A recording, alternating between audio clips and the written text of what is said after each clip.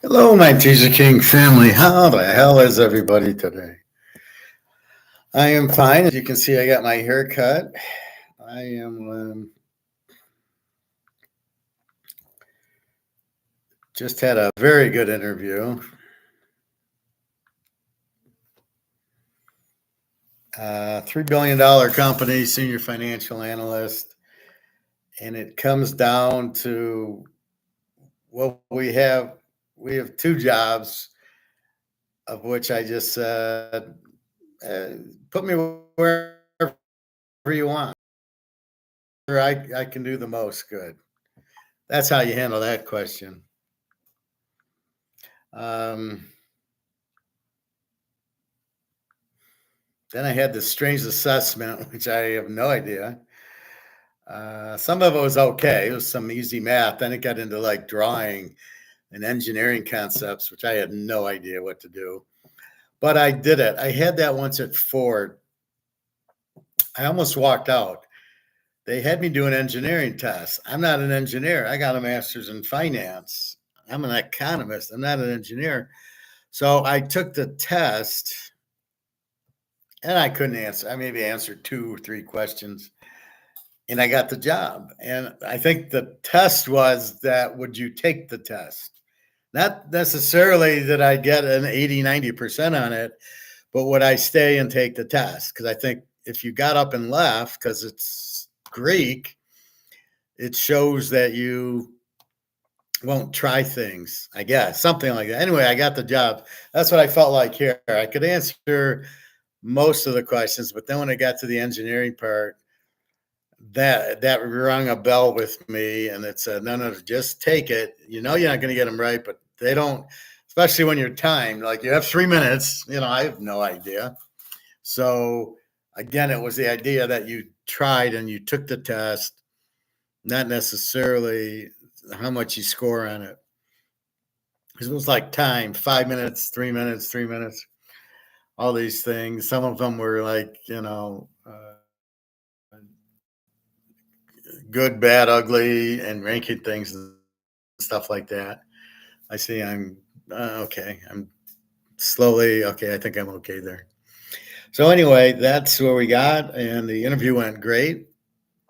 The VP loved me, so now I got to meet with the CEO on Thursday at 11 o'clock, and I have a feeling I have the job. I don't think the CFO is going to interview me. If he doesn't, the email I got was that the VP liked me. He was very happy with Howard.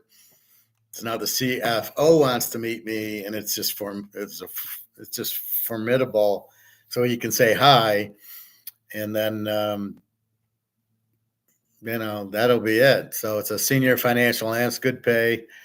One's close to where I work, and the other one is remote, and I'd have to go to Indiana 2 days a month, which who cares? And if it's remote, I can go to Russia or Europe and be with the girls and still just work during the day or whatever. So that's where I'm at. So I was very happy with that. Got the haircut. It's okay. I'm getting too thin up top. I don't like that. But a lot of it's gray hair. So before you color it, it looks baldish. But then as you color your hair and it turns black, it's a lot more there than you think. Plus, she cut it. I have her cut it then. She always fucked this side up here. It was always like over my glasses. Now I'm looking at old pictures. They're not over my glasses. I think the whole thing's over my glasses, but it blends in right. Anyway, that's part of the problem getting your hair cut now. You get a new barber or new hair cutter like every time you go in, they don't know what the hell they're doing. They probably have never cut hair before. They have attitudes like they're helping you out. I thought I'm paying for this, right? So anyway, it's just pretty pathetic. But anyway, that's what they are. The problem is when you go to a stylist, they keep jacking their price up. So you start at 25 and then it's 30 and it's 35 and they don't tell you. They just, when you go to pay the bill, oh, it's 35. You're like, well, what the fuck? You didn't tell me you're raising the price. Tell me beforehand. I had to walk out. I hate when people like scam you like that. Anyway, so that's what's going on. So very good interview. I have an interview at 11 on Thursday. I might do class first and then go to the pool. I'm not sure yet. Anyway, so that was my morning. So the haircut, went to Coney Island, and then and went swimming. So I'm all set. Going through my notes, I want to add Roman inflation to our economics chat. But first, we got to look at our gold, which has been pretty steady today. So gold's 34.20 or 24. I wish 34. 24.21. So it's hanging right there. Not much of a thing. It was 24.10 at 3 in the morning. And then it flew up to 24.33 and then down at noon to 24.22. And it's just hanging there. So it's after all the bullshit, it's 24.22, down $5. Who cares? The best part is the low is 24.10. So we're not going under 24. And I expect this to go to 25 by the end of the week because they keep raising the floor. It's still price fixed, right? These derivatives are still happening, cutting the price. Nobody's selling gold, right? Nobody's that stupid. And it's all comex. And as you saw yesterday from Alligator, that JP Morgan is the agent for China. They're keeping the price down so China can buy it. Well, don't you understand that's the whole concept of the COMEX is to keep the price down so people can buy it? Hello, Alligator. What the fuck is wrong with you? What an idiot. So anyway, that's what I've been saying the whole time. It's to keep the price down so somebody can buy it. And I thought it was China, and it was. Now, India needs silver, so silver's now 32.03, up a quarter. We're glad to see in the 32s. That'll get us to 35. But the manipulation of silver, it's not volatile. It's when the price cuts come in. So this goes down. It was 32.40 last night at 11 o'clock, went down to 31.40. It went down $1 in 5 minutes. And then it slowly came back. They're buying off the derivative, 31.60, then all the way up to 32.25 at 10 o'clock. But we know 10 o'clock, it drops. And notice at the 12 o'clock time, when the gold went down, the silver went down. Amazing how convenient that is. It went down from 32.25 to 31.63. And now it's back to 32.03. So look how it drops $1. Well, this one was 60 cents. It was $1 last night. But it's dropping, but then it's coming back up. Now it's not volatile. These are the derivatives, price fixing, that's lowering the price. But notice what's happening. As soon as that happens, look how it pops back up. So we should be good. So this is 32.03.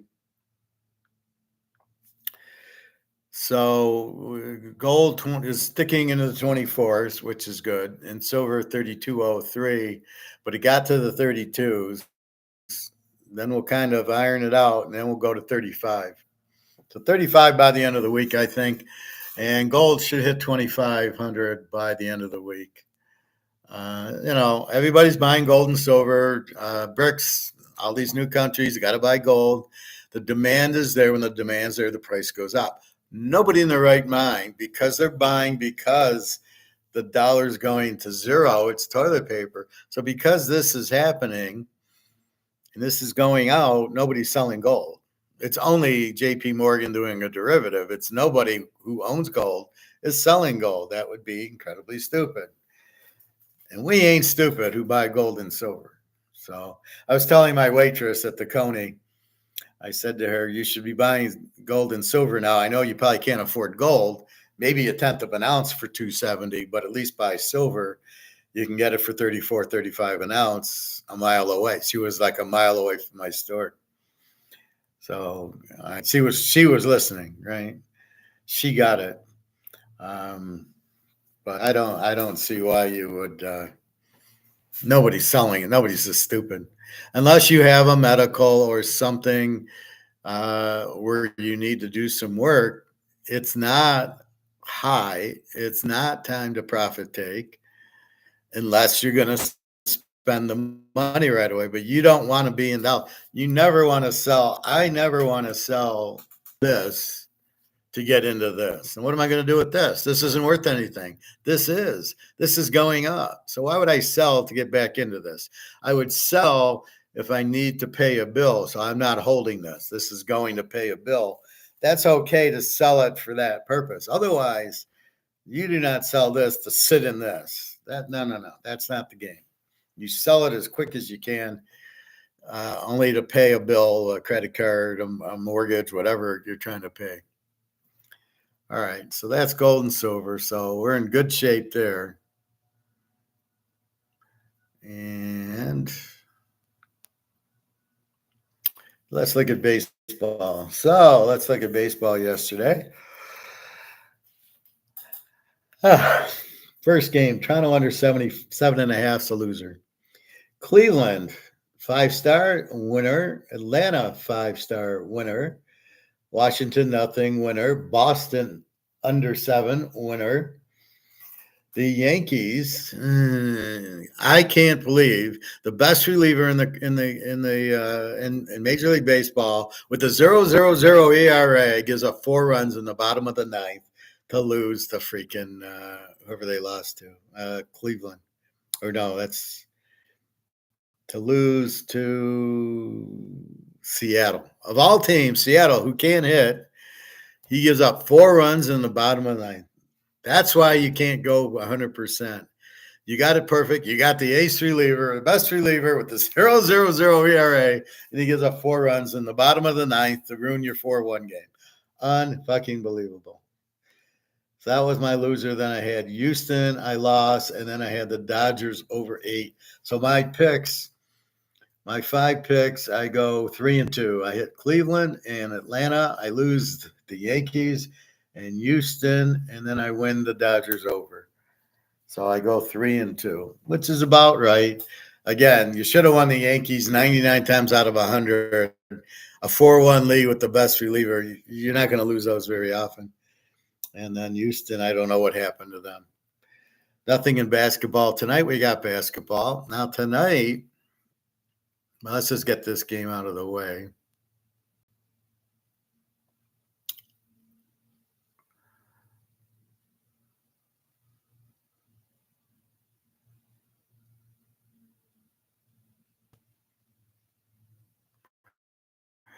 So we have Boston was 9.5 this morning. It's now 10.5 over Indy. Well, Indy they spanked New York because 2 guys got injured. They beat Milwaukee because 2 guys were injured. So they're actually going to play a team full strength, Boston. Game 1, laying 10.5. I wish I knew enough about the over and unders, but I don't. So I can't go there. I'll have to learn that next year. I don't know what's meaningful and what isn't in over under the world. So Boston 10.5. Game 1, nobody's back against the wall, so that doesn't come into play. Boston should win game 1. Normally the home team wins this game. Boston should win. 10.5 is a big number. 9.5 still a big number. I'm not going to play it, but I'll say Boston minus the 10.5 is good. Hey, Real D. YK or TK or what? Good afternoon to you, Real D. So I would play Boston, but I'm not betting it. There's nobody with the back against the wall to start jumping on it. All right, let's go to baseball. Here a lot of police go by the last month. Okay, May 21. All right, we start off. It's 4:38 at 6:10. We have We have the Mets in Cleveland. The Cleveland's minus 125, 9.5. Adrian Hauser, 0-3 with a 7.44. He's a bum against Xavier Curry for Cleveland, who looks like he's never pitched before. Kid out of South Carolina, went to Georgia Tech. Innings pitched 5, and he gave up no runs. So he's pitched once to Boston. They won 6-0. Not enough to go on, right? Okay, give him credit. 2-hit shutout, Boston. Hauser's 0-3 with a 7.44 from the Mets. You can't take the Mets. So you either go Cleveland with a new guy. Do you go over? Well, I don't know. He pitched a 2-hit shutout for 5 innings. I don't know. Let's look at Cleveland. Has a 254 bullpen. They hit 2. So I doubt the Mets are going to score very much in this game.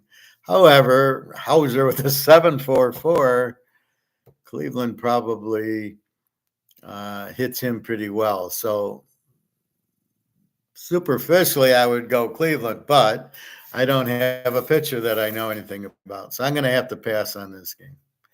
Not enough info. San Diego, Cincinnati. Pete Rose is going to play tonight, I hear. San Diego minus 125 and 9. Joe Musgrave, 3-3 with a 6.37 against Andrew Abbott, 2-4. So can somebody tell me why a Joe Musgrave, 3-3 with a 6.37 ERA is favored? San Diego's a 125 favorite with this guy on the mound. Are you kidding me? This looks like an over. Cincinnati, terrible bullpen, terrible starter. And San Diego, the Chargers, 394 air, 255. San Diego, but I don't like that. Yeah, we're going to go over here. All right, so that was our first play. San Diego over 9. No, not for anything. I don't love it that much, but I do think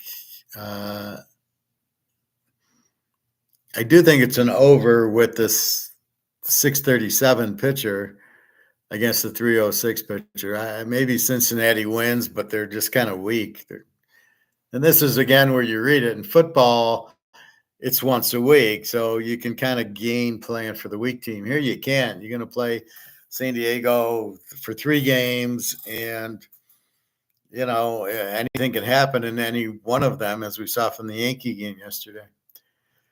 All right, Texas and Philly. Now here we've got a beautiful game. Johnny Gray at Oklahoma Sooner.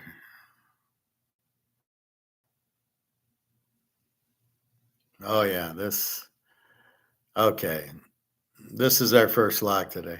We got John Gray 2-1 with a 208, but he's pitched like 7-8 games. A lot of 5-inning games against Ranger Suarez for the Phillies. Their ace, 8-0 with a .137 ERA.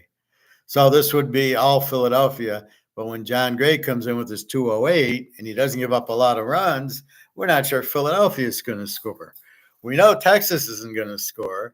And this is like the Verlander game Saturday where they faced the other team's ace, and it was like a 2-1 game. So Houston didn't win. They weren't able to hit the other pitcher. And that's what you got today. It's not Philadelphia's not going to hit John Gray. Texas can't hit Suarez. So we love it. This is our 10-star Philly under 8. We're going to go 10 stars on it, a 10-unit bet. Now, normally Philly hits, and Philly hit a lot yesterday, but they ain't hitting Ranger Suarez. 8-0 with a 1.37 ERA. You're not hitting this guy. Holy fuck, 8-0. So he pitches a lot of 7-inning games, I imagine. And so Texas isn't scoring, and they're not scoring a lot on John Gray. And if we look at Texas's bullpen, it's a 508. So Texas is better hope he goes 9 innings. So If it wasn't John Gray and it was just a regular 4 ERA, this would be a lock Philadelphia because they're going to score on Texas bullpen. You figure, but you didn't think Seattle could score 4 on the Yankees guy. So anything can happen. We're looking at averages, unfortunately. So let's go Philly over 10 units.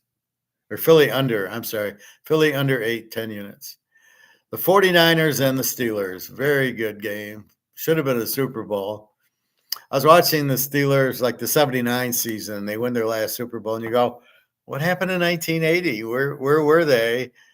And then it would have been a beautiful Super Bowl 81 when it would have been Montana against Bradshaw. And I think they played in the regular season in 80 or 81. That would have been a fantastic Super Bowl instead of like the Rams and the Steelers. The Niners and the Steelers would have been great, but Montana wasn't ready in 79.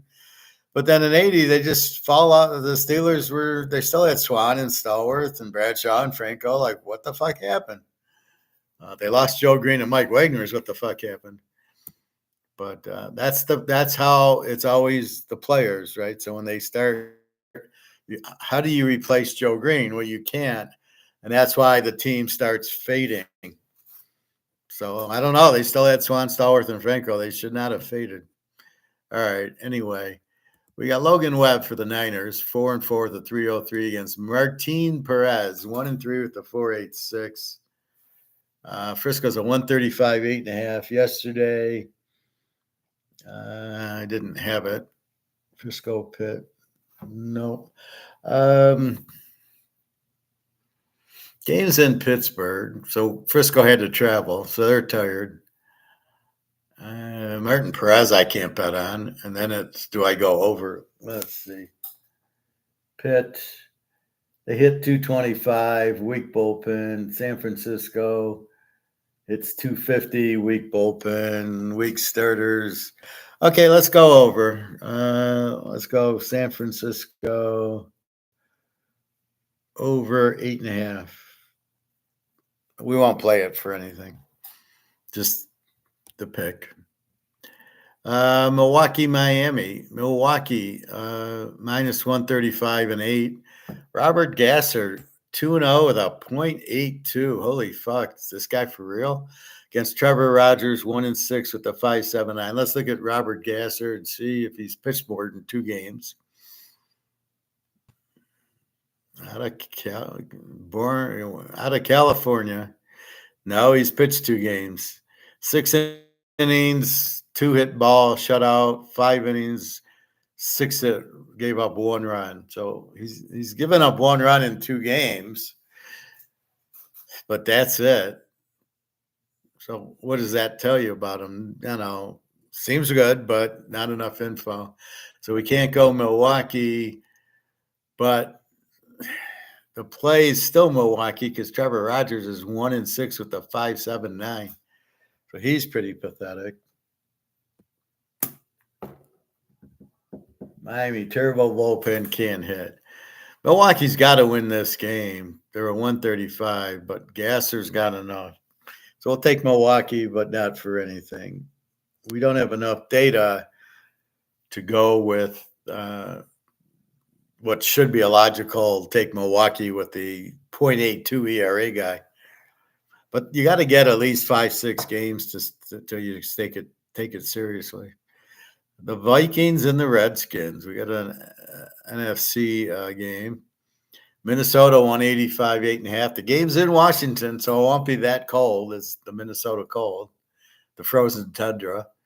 Joe Ryan for Minnesota, 2-3 with the 3.57. Patrick Corbin for Washington, 1-4 with the 5.59. I like Minnesota here, but not enough to bet. Joe Ryan's okay, but I see him when they play the Tigers. And if I'm in the car, I hear the announcer say how good or how bad these guys are. But I don't know if he knows what he's talking about, and I don't take his word for it. All right, Boston and Tampa. Tampa minus 148.5. Cooper Criswell for Boston, 2-1 with the 2.76 against Zach Little, 2-2 with the 3.44. What does we do here? Again, nothing excitement. Cooper Criswell. Let's see if he's a real pitcher. 2-1 with a 2.76.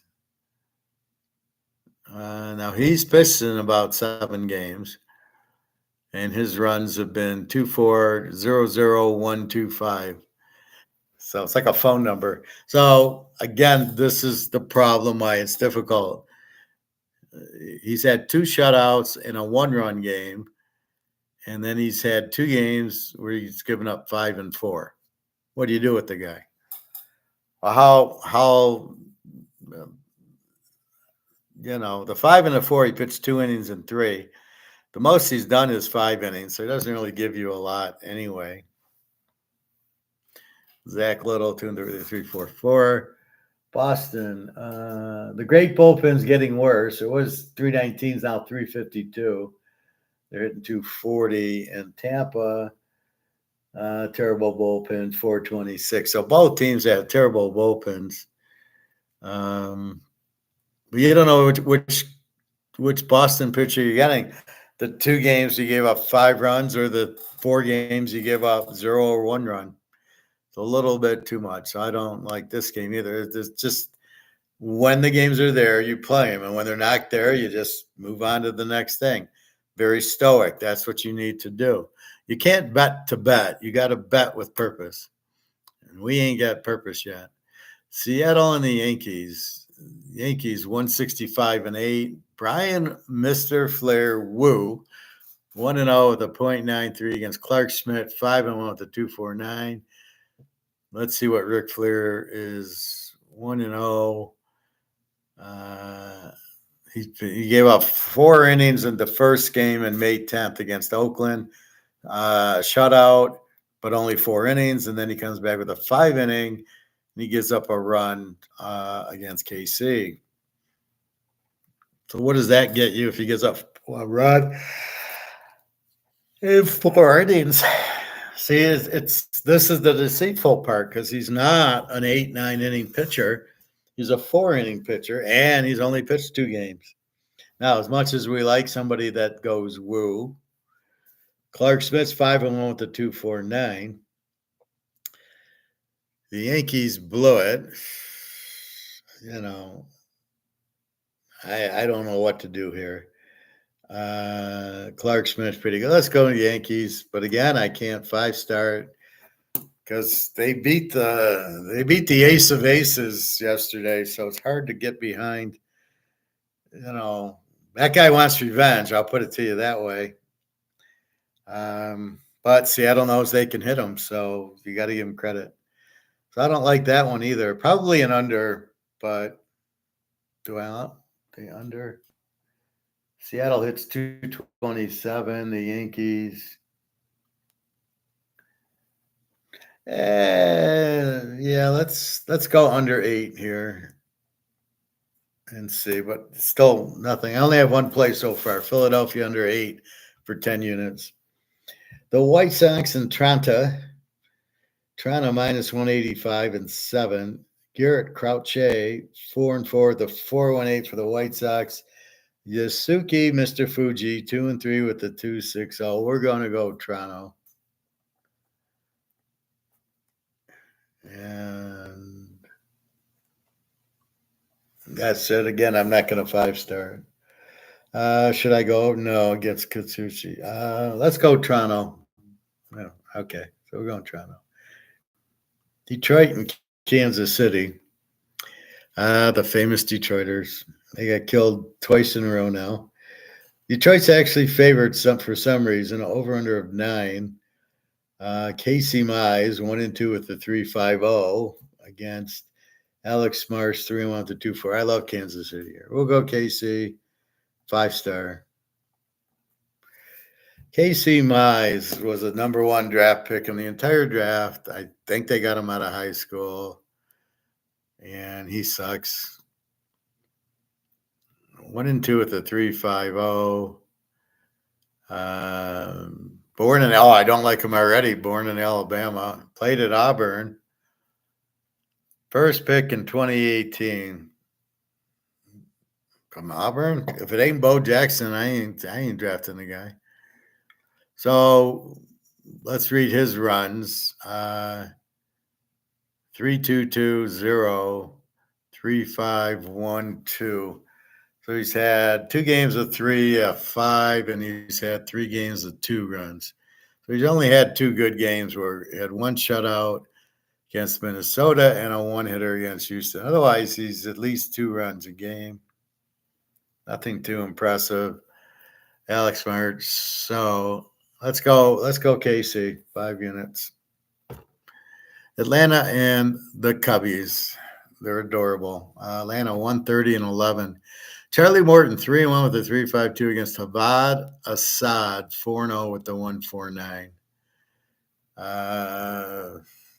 Is it Atlanta or is it the under? Oh, wait a minute. It's got to be the under.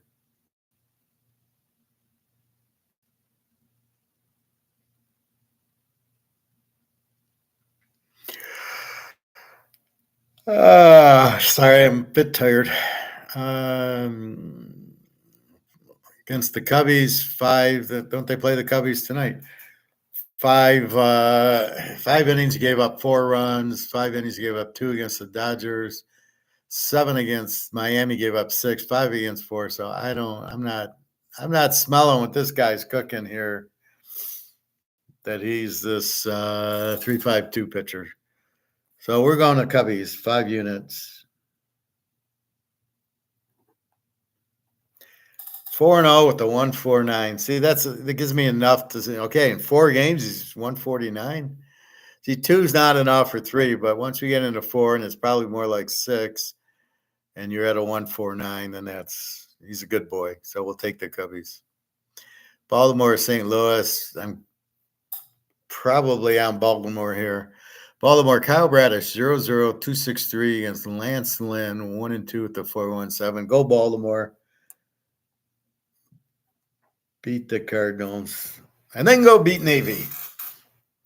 I like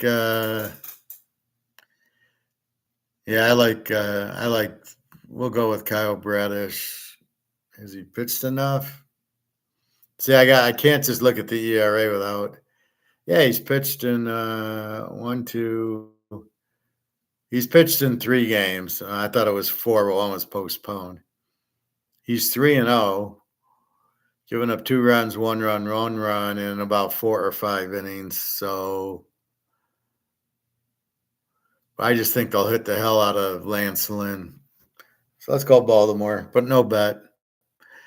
California and Houston. We got Griffin Canning, 2-4 with the 5.21 against Christian Javier for Houston, 3-1 with the 3.23. California stinks. Let's go Houston. No bet. 2 more. We got Colorado, Oakland. Denver against the Raiders. We know the Raiders win that game. We got Oakland 137.5. We got John Elway on the mound for Colorado. 3-3 with the 3.66 against, you guessed it, Snake Stapler. 0-1 with the 3.86. Aaron Brooks. So Cal Quantrill against Aaron Brooks. Not as exciting as Elway against Stabler. 3-3 with the 3.66. 0-1 with the 3.86. 7.5 ERA. Holy shit. Colorado hits 250 with a weak ERA, 4.78. Oakland hits 219 with a 3.71. Good luck. I don't know what to do with this game. I'm going to pass. Well, let's look at Aaron Brooks. 0-1. Yeah, he's only pitched 1 game. 7 innings, gave up 3 runs. How the hell does that get into? Well, that's a 3.86 ERA. Okay, yeah, forget it. The last game, Arizona and the Dodgers. We had the Dodgers over 8 yesterday for 5 units and got the W. Here we got the Dodgers minus 168.5. Brandon Pfaadt, P-F-A-A-D-T. I'm beginning to think that's it. 1-3 with the 4.17 against Gavin Stone. 4-1 with the 3-2-7. And I think you got to go Dodgers. And probably should play him for 5. Yeah, let's go 5 units just because I don't love their starter, Gavin Stone. He is 4-1 with the 3-2-7, but what I like is the bullpen's good and they hit. In Arizona, this guy's terrible, 1-3 with the 4-1-7. So in review, we got San Diego over 9, Philly under 8, the 49ers over 8.5, Milwaukee, Minnesota, the Yanks under 8, Toronto, Kansas City, the Cubbies, Baltimore, Houston, and the Dodgers. The plays are Philly under 8 for 10 units, KC for 5 units, the Cubbies are 5 units, and the Dodgers are 5 units. Not a lot, but okay. Lucas, how are you, sir? What's going on with gold? It's doing all right. It's 24-22. I have some kids softball to attend to soon. Any key points? Thought? See, today is correcting a bit. Well, the thing I take out of it, Luke, is that we're holding in over the 2,400. We didn't go back to 23. So that's the thing. It's pushing up, but it's still way undervalued. And with all the gold buying, it should be much higher. And JP Morgan's trying to do the derivatives. As I pointed out, I'll get back to the baseball in a second.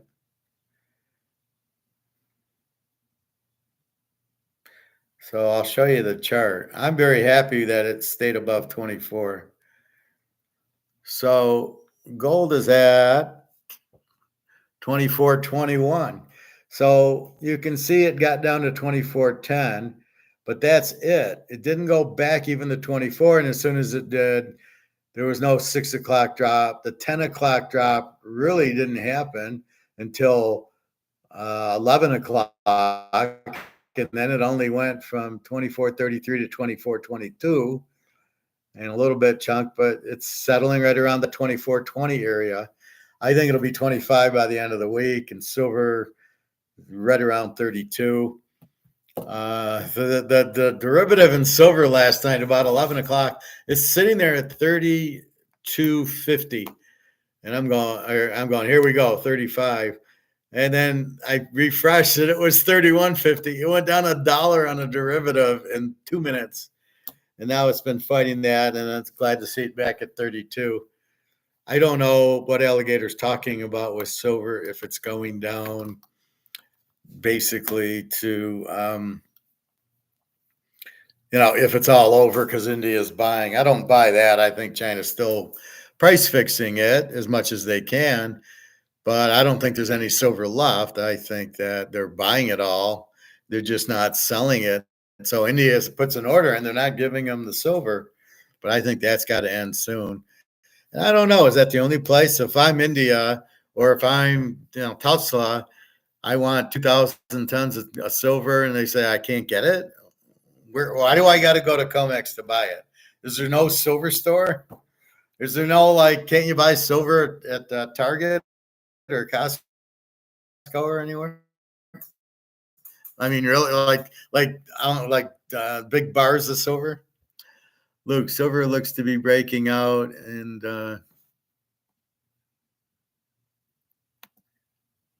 let's see, what are you saying here, Luke?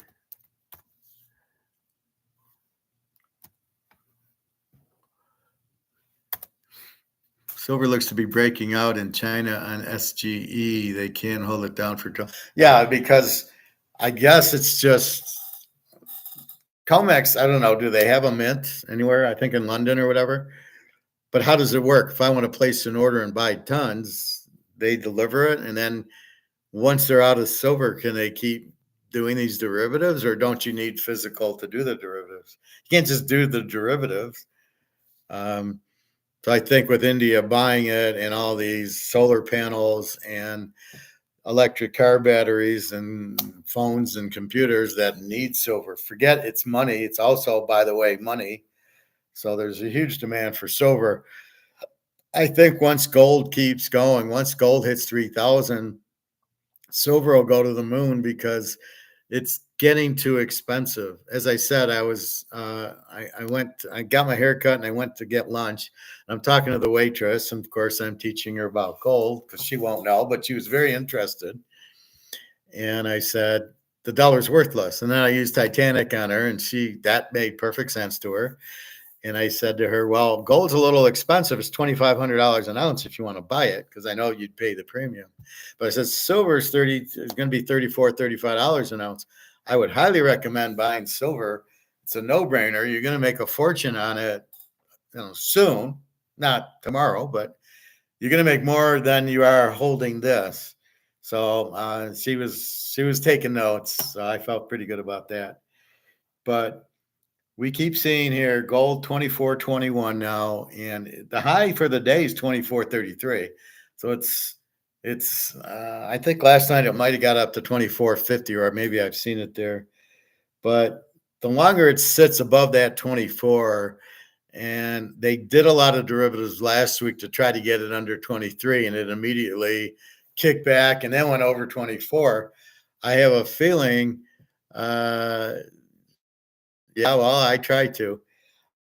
I have a feeling that 2,500 will be this week. I just think they're doing. I don't even get what the Fed's doing, trying to have J.P. Morgan keep the price down. The cat's out of the bag. I mean, gold's 2,400 now, right? I mean, you can fuck it around at 18, 1,900. It hits 2,000. You push it back to 19. It's 24 going to 25, going to 3,000. It's the bye-bye blues. You can't keep doing. What's the point of doing the derivative? You've got to be losing money in it, right? You've got to. I'm betting gold's going to go down and it goes up. You had to lose money in that derivative, I would imagine, even if you are J.P. Morgan. So, I just I don't think you'll ever see 2,000. I don't think you'll ever see 2,200. I'm not sure you'll see 2,300, but let's give that a little bit. But when this hits 2,500, say goodbye to 2,300. This is going one way, and that's up. There is no bullshit. Oh, it's profit taking. Who the fuck's taking profit? Who the fuck is selling it? If you understand the concept, this is worthless, and the only way you can do it is get off the Titanic and get onto the lifeboat. If that's your only option, how am I selling this? If I sell it, I got to get back on this. I don't want to get back on this. I want to get off of that. So I don't see profit taking. I don't see it going down. It's Comex doing their thing. That's it. So I honestly don't. I don't see gold dropping, and silver's 31.97.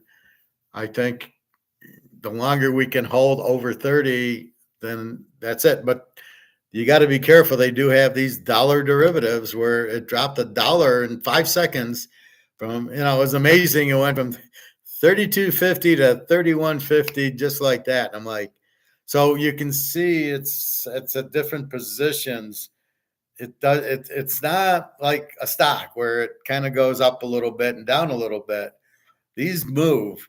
Now, my question is, why is silver up 19 cents and gold up, or gold's down $5, but gold goes 10, 20, $30 and silver goes 10, 20, 30 cents? I can't figure that part out. I think that's what we'll eventually get, is silver moving by the dollar, not the penny.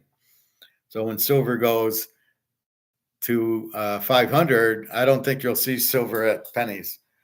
I think maybe once it hits 100, then it goes to 105, 110, 115. I don't think you'll see it drop 17 cents, or it's up 19 cents.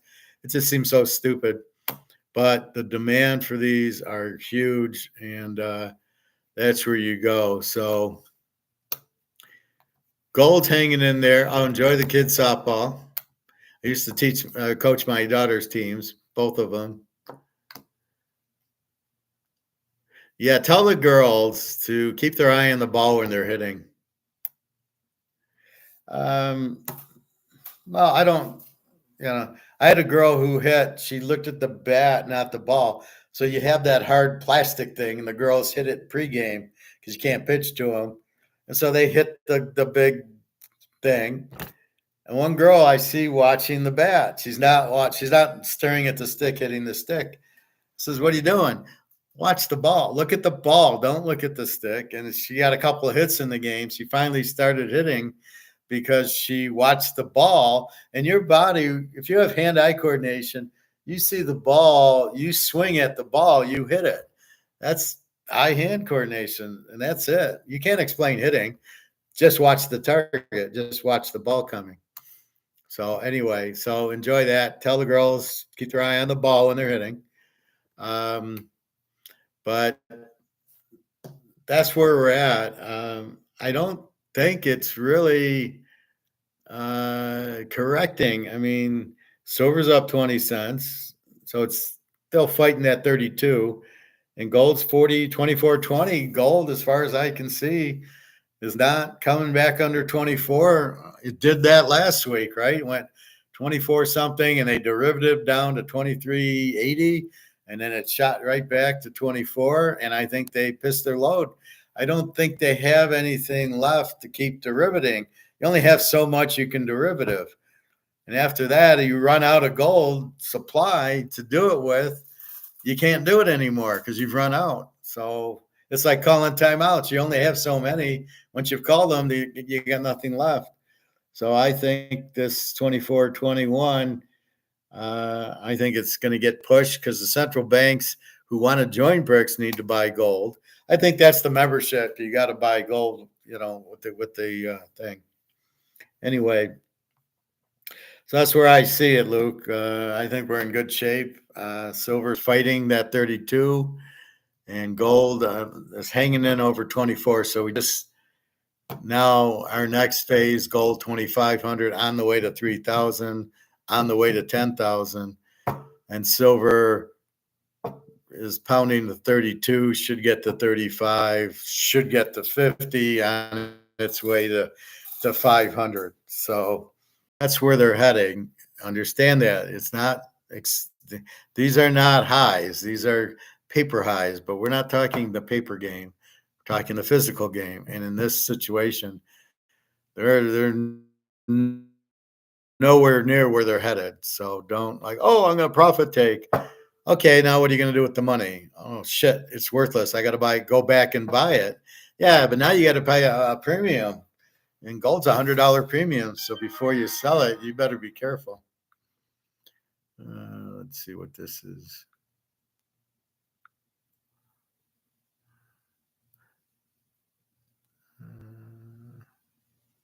Your opinion matters. Yeah, block my number. I hate that. Who are you voting for in the election? None of your fucking business.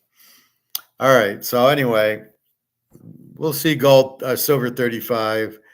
And then the longer gold holds in this 24-20 range, it'll go to 25. And that's the bottom line because I said so. All right. So back to baseball. San Diego over 9, Philly under 8, Frisco over 8.5, Milwaukee, Minnesota, the Yankees under 8, Toronto, KC, the Cubbies, Baltimore, Houston, and the Dodgers.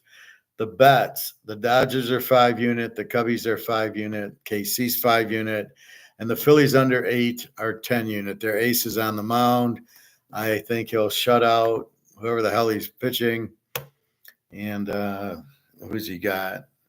Texas. I think they shut out Texas. But Texas has a good pitcher too. So I don't think Philly's going to score a lot. So we could have a 2-1 game. And in that case, I'm going under.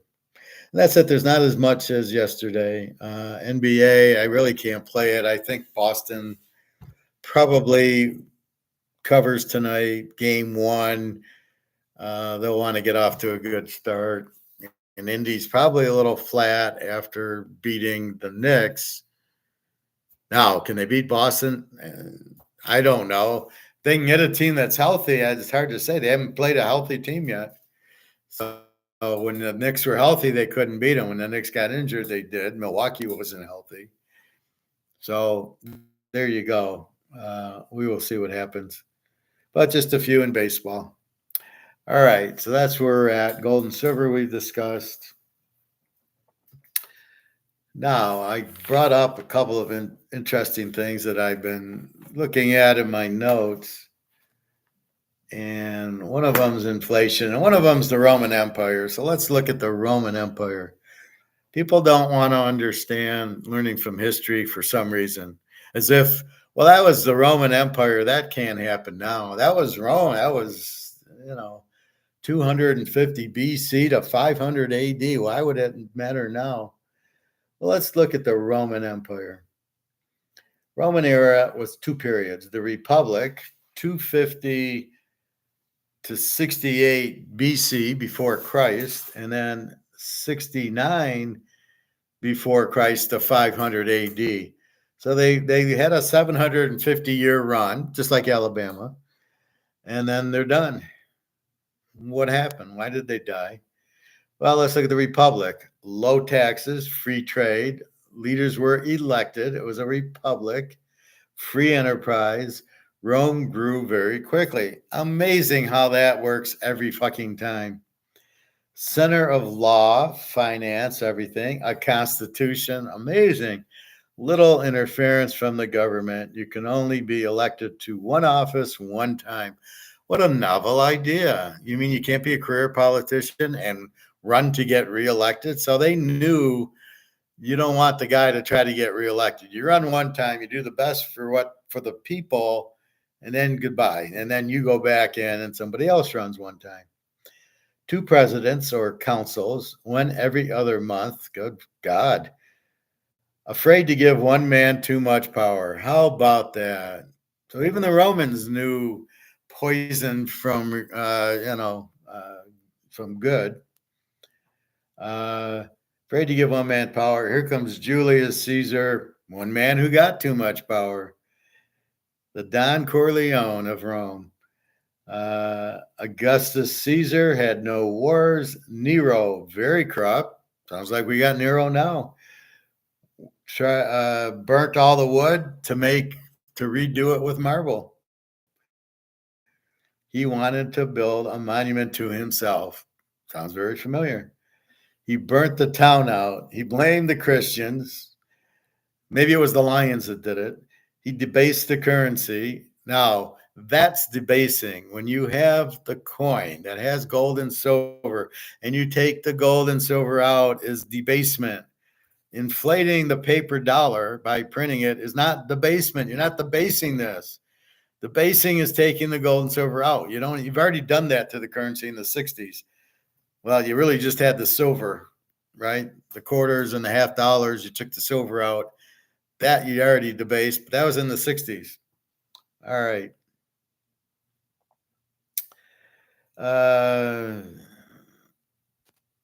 He debased the currency. After Nero, every other emperor inflated the money. Sounds familiar. All the politicians bought votes. Sounds very familiar. Rome became a welfare state. Is exactly familiar. Diocletian, empire wanted to stop inflation. So they go in 69 BC to the empire. They wanted, so this is communism coming. Divided the empire, inflated, put in wage and price controls. They destroyed the Roman economy. So you can see what wage and price controls do. You can't make the goods. If you can't make, the point of freedom and economics is, can I make this cheaper than I can sell it for? If I can sell it on the shelf for $75, I need to make it for maybe 50. I got to make 20%. Otherwise, there's no point. I put my money in the bank or just, a CD and make money without going through all this. So you've got to allow me to make profit and selling it at $75. But if you put price and range control and say you can only sell for 35, I'm out. It costs me more than that to make it. I'm not going to make it. Bye. That's the problem with price controls. They don't work because the guy making it has to make profit, which is what business is all about. If you're not allowing me to make profit, I'm not going to be in business. That's why you don't tax us at 100%. Because if you tax us at 100%, we don't work. And then you don't get taxes. So you're making 100,000 a year and you're taxing me at 100%, I make zero. Why would I work? There's no incentive. I'm better off not working. So that's why you don't tax too much. You got to give the person the option to work, and then he makes money and he can pocket some of it. He can handle a little bit of tax, but don't you tax him too much, he'll move on you to a place where the taxes are lower. So the wage and price control destroyed the Roman Empire, as well as the inflation. Constantine the Great, he moved the capital to Constantinople, which is Turkey. He issued a gold-backed currency. Unbelievable. We're reliving the Roman Empire. In the East, he took them off the price controls, not the West. The East fell in 476 because they didn't go to the gold standard.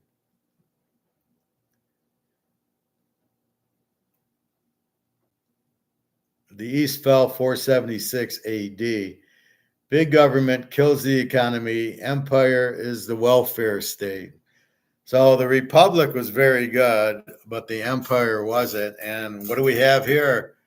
We have went from a republic to an empire, and we're fucked. You can see it. It happened. It's going to happen again. It's going to happen every time you do this. You can't change it, right?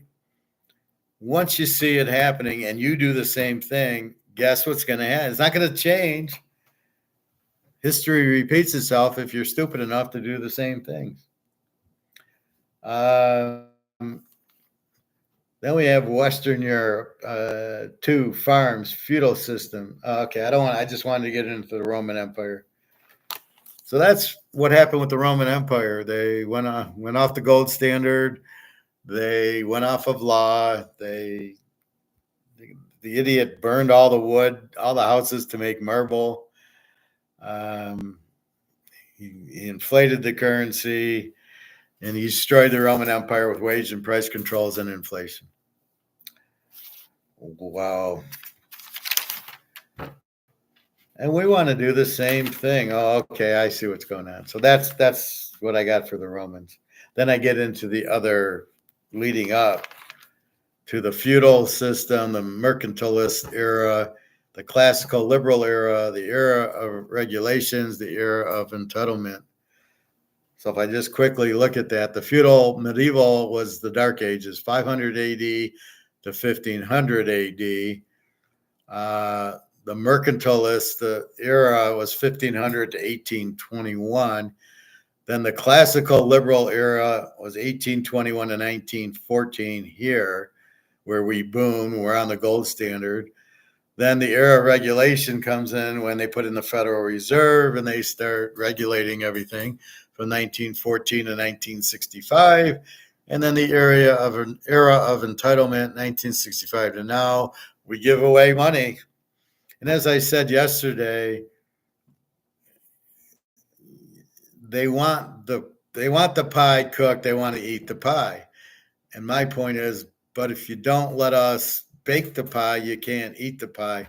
So in socialism, unless you let us work and make money so you can steal it, you can't. There's nothing to steal. So got to be careful with that. That's why you got to have capitalism to at least bake the pie, and then they steal it. All right. Next up is inflation. Very simply, what it does and what it affects and what the hell is it? In reality, what inflation is, the definition is an increase in the money supply, is the cause of inflation. The effects so the cause is printing too much money. That's it. The effects, so what does it do when you print too much money? Is it destroys the purchasing power of the money. It means the money loses value. You can't buy as much. And increase in the general price level. That's the effect of inflation, but not inflation. Why do I talk about this now? Because I'm so sick of them saying inflation is the CPI. And then I heard this thing on Biden. Well, when I took over office, it was 9%. Now it's down to 3%. Look how good I was. And the guy's going, no, it was 2% when you took over. You made it 9, and now it's 3. And my argument is it's all bullshit. You cannot measure prices to say it's 3%, it's 9%. That's all bullshit. That's fantasy. How much money did you print? Oh, you printed another 20 trillion, and now the debt's 36 trillion. And by the way, there's 150 trillion dollars out there of FX, which nobody wants. 130 FX 20 that you printed here that nobody wants. It has no value. So the money supply, the cause, money becomes worthless is the effect. And then prices really don't go up. It's the value of the dollar drops, so it needs more dollars to buy it. That's all it is. That is definition of inflation. From my master's class in 1993, 6193, that's it. That's what it is. Nothing more. That's a master's Austrian economist look at it. It's not bullshit. I'm not selling you anything. That's when I'm you smell what I'm cooking. That's what I'm cooking. Capital tax is real terms and financial terms. Oh, capital tax in real terms and financial. Okay, that's the other effect.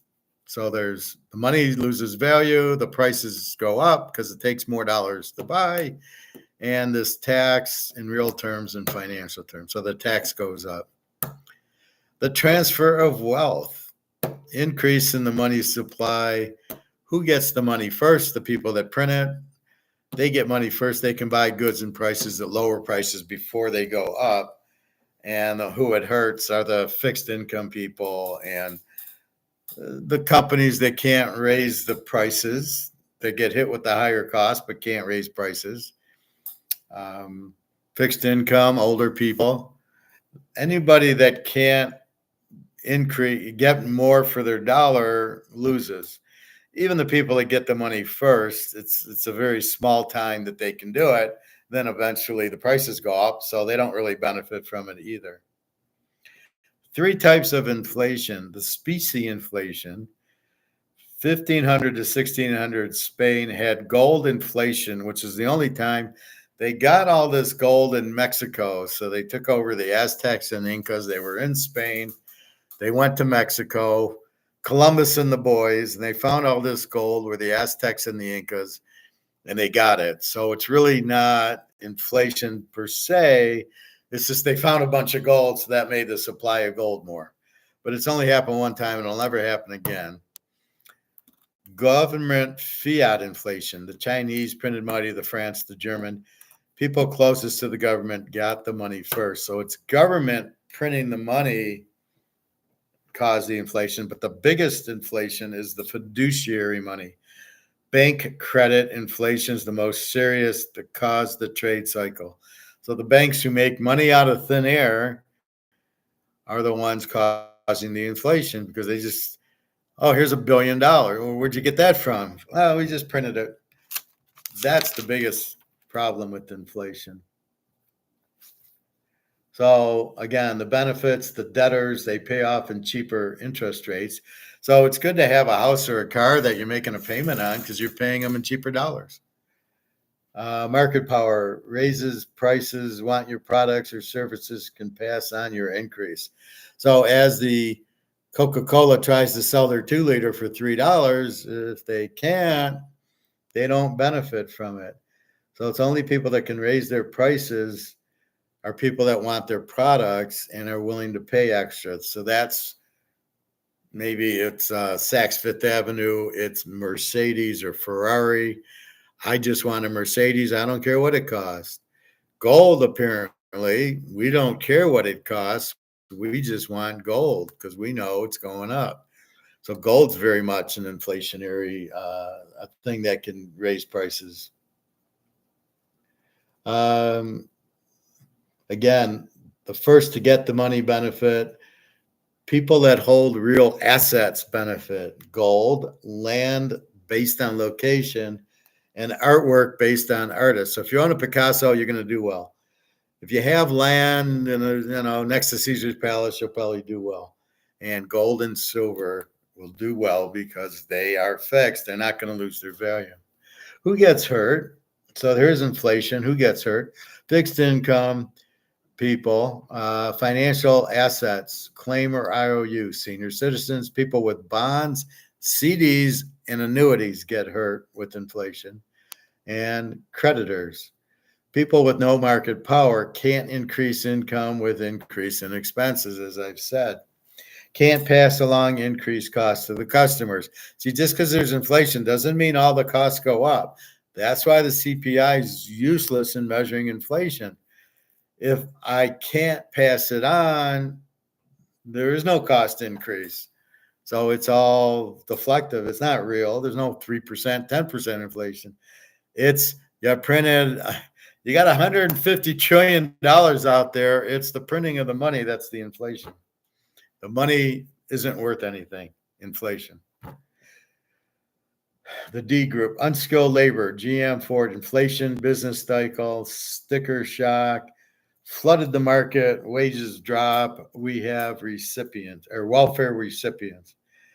Inflationary expectations. People think it will happen, want to protect themselves. Oh my God, inflation is going to happen. Look at us. Inflation is going to happen. The dollar's worthless. We need to buy gold. We need to get off the lifeboat. This is where I get it from, right?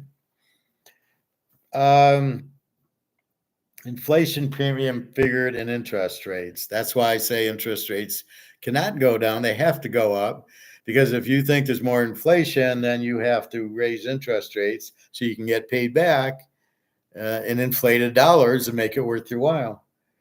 COLA in wages, so the cost of living increases. Builders will factor in inflationary premiums with long-term projects to cover inflationary price increases. Increase in prices based on expected future prices, inflationary expectations. Inflationary expectations are worse than the actual inflation, and that is hyperinflation. You start worrying about it, the expectations, the inflation is not going anywhere, which is why they keep saying, oh, inflation's fine, it's 2%. Bullshit. But if it gets to the expectations being 10, 20%, Katie bar the door, they're all fucked. All right. We can do the Fed another time.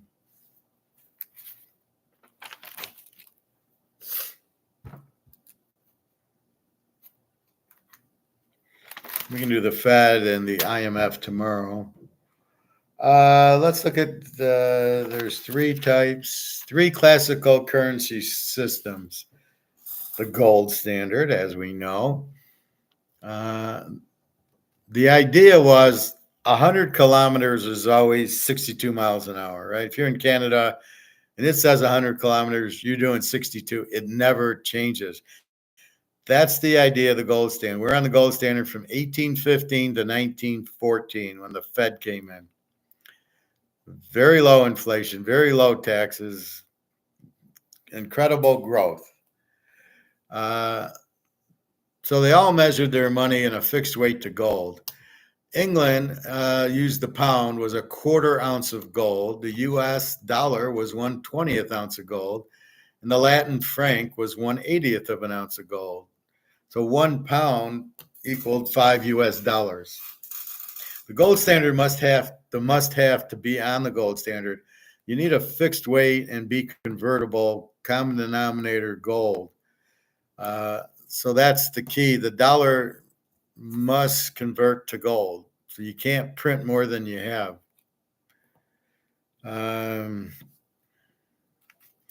On gold, everything will balance in the long run, the prices and everything. Gold is a self-regulating system. Yeah, that's pretty smart getting off of it. Classical gold standard.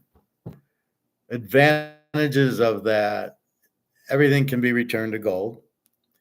No inflationary risk. Boggles the mind. You mean you can keep your money in the bank, you never have to worry about it. Prices at the grocery store never go up. Just if it's demanded demand something.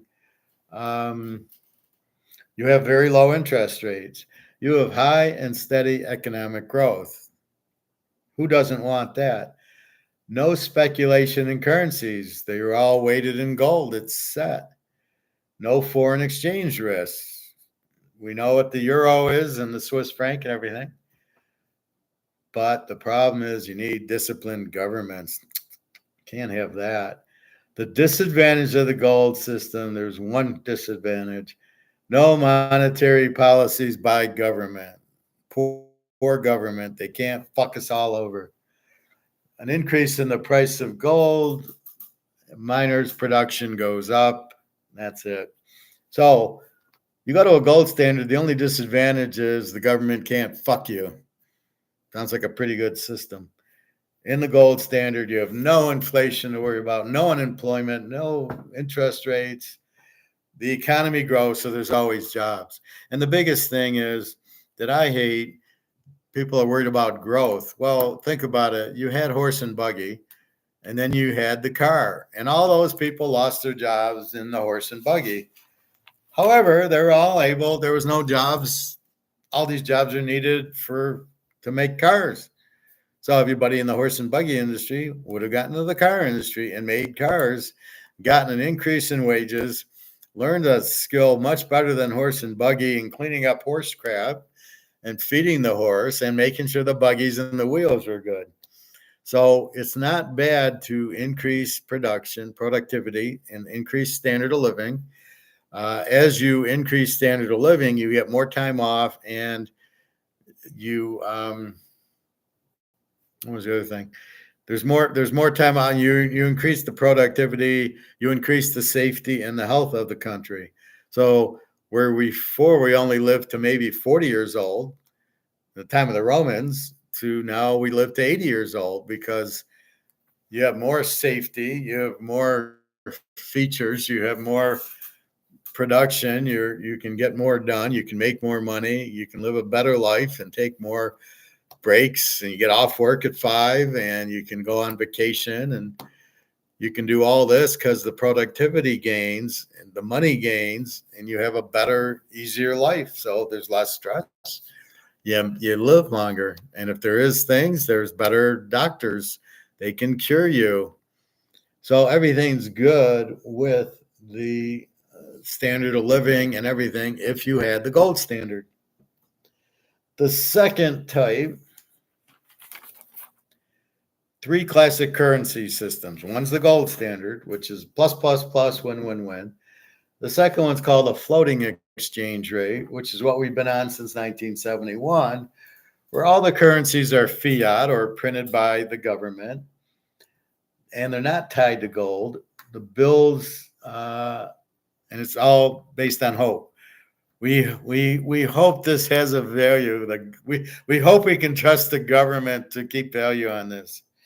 Okay, good luck on that one. The assumption, all currencies are fiat, not tied to gold. What drives supply and demand? Interest rates, demand. If interest rates go down, demand drops. Interest rates go up, demand goes up.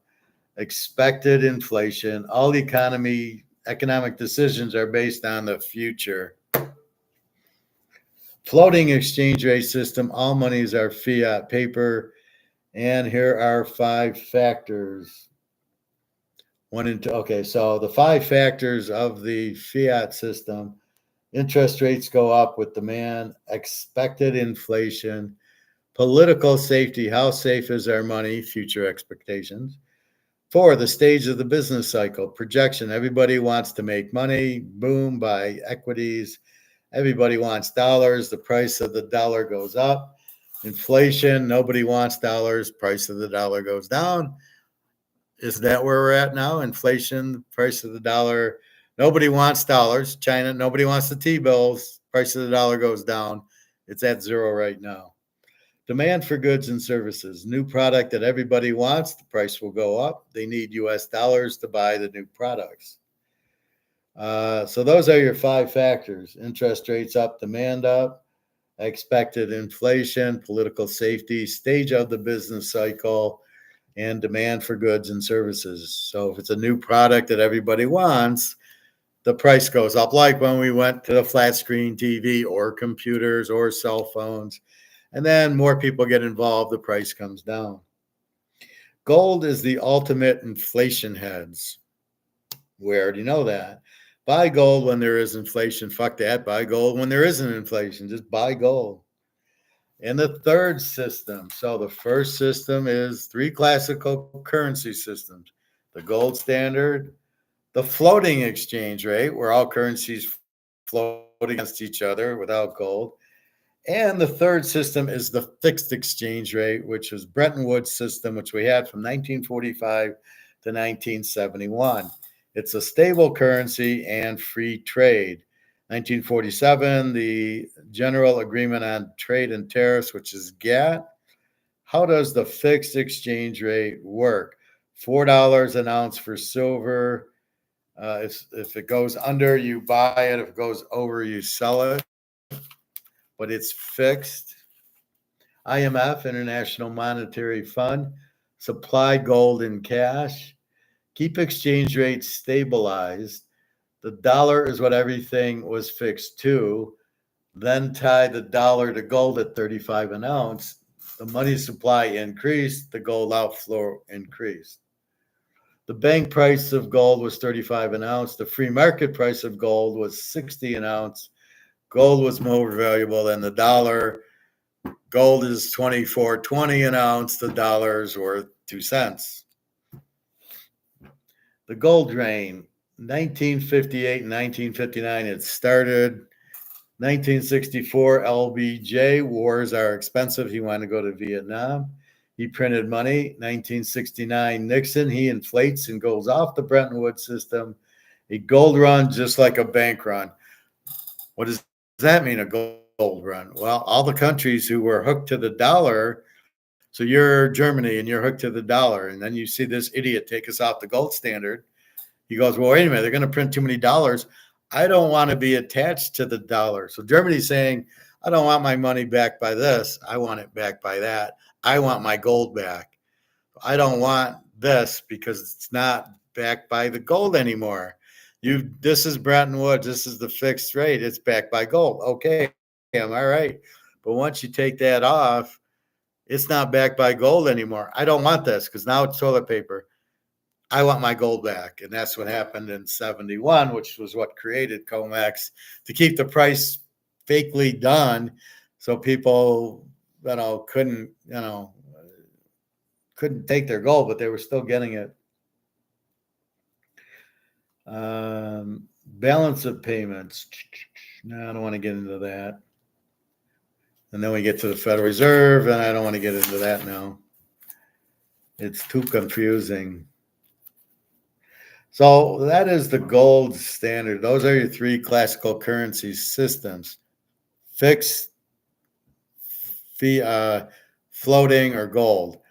We're on floating, and it's major inflation. We were on fixed with Bretton Woods, and for 100 years, we're on the gold standard, where your money's backed by gold. You can inflate, everything's fine. We had great growth. What the fuck did we get off of that for?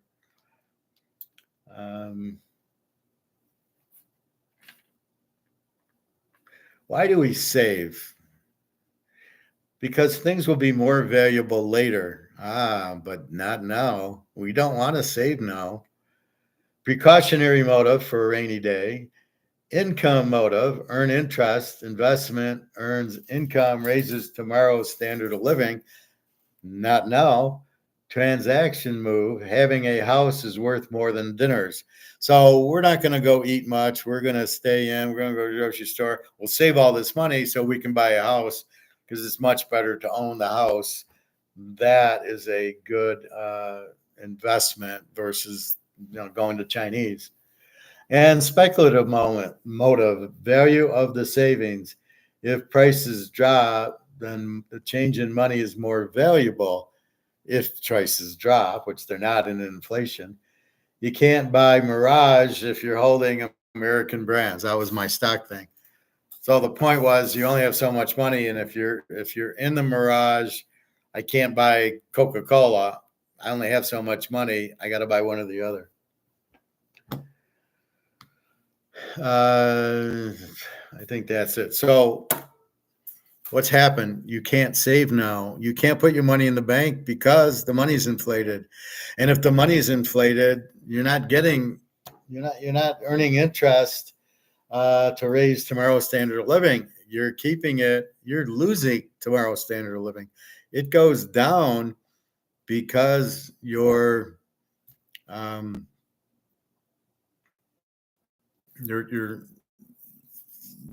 dollar's losing value. So my point of keeping 300 grand in the bank is why would you want to keep 300 grand in the bank? It's not saving. You're not increasing your standard of living for tomorrow. You're decreasing it because the dollar you're holding is losing value. So why do I want to keep my money in the bank? I don't. I want to turn my money into gold. Now my standard of living is better. So to quote like my girls, and they need money, and I said, I'm buying gold and silver. Carmen was like this. I need money. I says, I'm not. I'm buying gold and silver. I'm spending very little because tomorrow the gold will be worth more and my standard of living will increase because I'm getting out of the dollar, which is losing value for tomorrow, for the gold, which is gaining value for tomorrow. And just like his house example, where he says having a house is worth more than dinners. Well, so the more dinners I don't have, the more gold I can buy, and the standard of living tomorrow will be much higher, and the gold value will be much higher.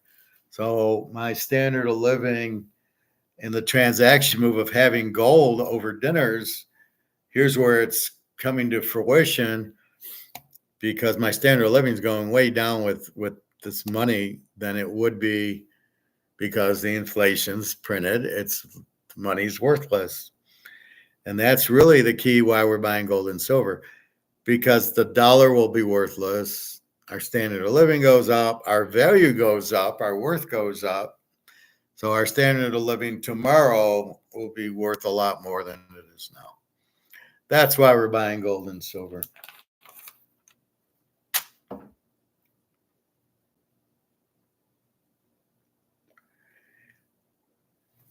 I won't do Say's Law right now.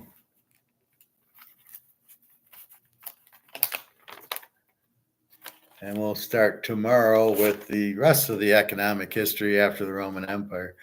Just strange how the Roman Empire we're following.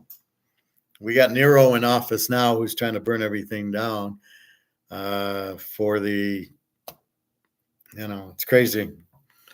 Only he's burning everything. So that's where we're at with economics. It's really the economy. It's really finance. It's really these kind of stuff. So it's really just about understanding the three financial systems. If you understood the three financial systems and you understand inflation in its core, right? It's printing too much money, which makes the money worth less and the prices go up and you're kind of getting taxed. If you understand that principle, if the money's not backed by gold, it's worthless. If you just get that principle, does that make sense? It's worthless, but they're not telling us because the panic will make the inflation hyperinflation. I love when people try to tell you we're in hyperinflation who don't know what they're talking about, like Lynette Zhang. We're in hyperinflation now. No, we're not. We'll be in hyperinflation. I'll let you know. It's when you go to the grocery store for milk and eggs at noon and at 8 o'clock, the price is tripled. And then everybody panics, like getting off the Titanic onto the lifeboats. That's the hyperinflation is the panic. We got to get off the boat. We got to get out of the dollar. But you're going to go panic at the grocery store because you're going to say, I need the groceries and it's going to be too expensive. Only in dollars is it too expensive. But if you're sitting there with gold and silver and the prices go up this should go up also. If JP Morgan, we can get them the fuck out of the way, then as this goes to zero, this goes to 20,000, and I can still go. I like to buy milk and eggs for the same price I paid in this, where it was $2. So that's the concept of what I'm trying to nail home for you guys. It should be very, I hope I'm making it easy. So I've talked about gambling before, and I wanted to explain this is the worst type of gambling, is when you don't know you're gambling. When this is losing value and you got your money in the bank and it's not worth anything, but you don't know it's not worth anything. That's the worst. You're pissed off. Wait a minute. What do you mean it's not worth anything? Sure, it's worth something. That's really the problem. Excuse me. That's the problem. Is they don't tell you it's worthless. So again, it's what they're telling you and what they're not telling you that is the problem. So you really need to understand that the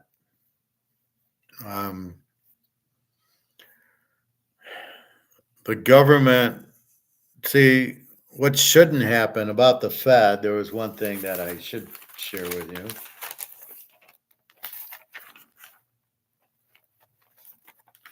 Unless I ripped it out. Here's the problem with the Fed. 1913, present Federal Reserve System. Only the Fed can print money. Central bank is the monopoly on printing money, the only one. And what happens when there's monopolies? Who gets fucked? Oh, yeah, we do. That's the problem with the Fed. They're the only ones that can print it. And from what I understand, John F. Kennedy died because he came out with money that this money says,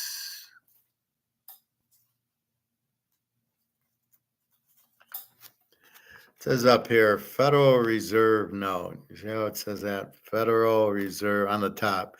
Federal Reserve note. Okay. And he wanted to come out with money that wasn't Federal Reserve. It was just a bank. And they killed him for it. That's why they killed him.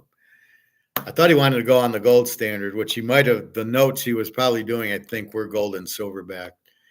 But that's what he wanted to do in the Federal Reserve. The CIA kills him for trying to get off of the Federal Reserve, like they did with Gaddafi and like they did with the other guy, Saddam Hussein. They both tried to go to gold-backed currencies, and the U.S. killed them. That's why I'm surprised that the guy in Zimbabwe is still alive. So there's hope if he's surviving that we can get it. Now, you're not fucking with Russia, China. You try anything on Putin or Z, you're dead man. So they're going to come out with the gold back currency and you're not doing shit about it. So that's where we're at. So that's why I feel good. But why do they not want us to have gold? Oh, because you mean if we have gold, we can't lose our value, and they can't tax us and they can't control us. Now it becomes clear. You don't know I have gold. You can't tax me on it. You can't control me because I'm out of your system. And you have so you have the monopoly on this. You don't have the monopoly on this. You maybe have the monopoly to print this, but once it hits the stores, guess what? I can go to the store and take this to buy this. And now I'm out of your system. No tax. Everybody's worried they'll get it stolen, and I hope nobody gets it stolen. But really, how is it different than living in your house anyway? I mean, they could come in and steal your food or your TVs or your jewelry anyway. So what's the difference? And I don't recommend a safety deposit box in a bank. The bank closes, you'll never get it out. So I'm not sure where to put your gold right now. I got mine in a safe place. But that's all I can say is maybe get a U-Haul locker or one of these moving lockers where you're moving and so you can store some stuff. And I don't know what it costs a month, but maybe that's a good thing. Um, I'm not sure I would keep it all together. Maybe keep half somewhere and the other half somewhere. I'm not sure about other countries. I don't know what's really going to happen. Am I going to be able to fly to Switzerland and cash it in? I don't really know. I'm hoping I can go to Europe to meet my girls, but again, I don't really know. We'll have to see. Hopefully, it won't be an issue with the girls. And that's all. That's all we know. So that's what we're looking at.